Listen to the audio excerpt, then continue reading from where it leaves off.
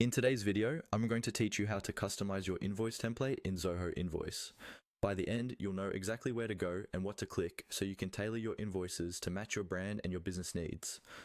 First, make sure you're logged into your Zoho account and that you have access to Zoho Books or Zoho Invoice. Once you're signed in, head over to Zoho Books using your usual link or bookmark.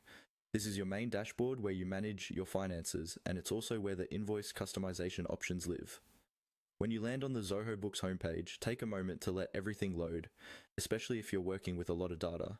Then, look towards the top right or bottom left area of the screen, depending on your layout, for the Settings option.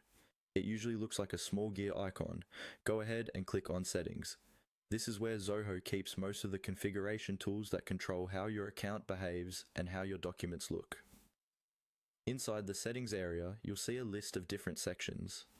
From here, look for something labeled PDF templates. This is the section that controls how your invoices, estimates, and other documents are formatted when they're generated as PDFs for your clients. Click on PDF templates to open that page. Once the PDF templates page loads, you should see a list of different template groups such as invoices, estimates, and possibly others. Make sure you're in the invoice template group.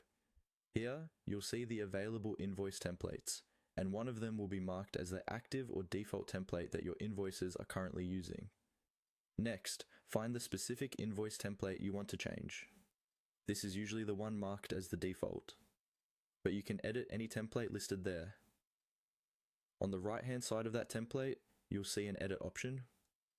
Click on Edit to open the template editor. This is where you can customize the look and feel of your invoice.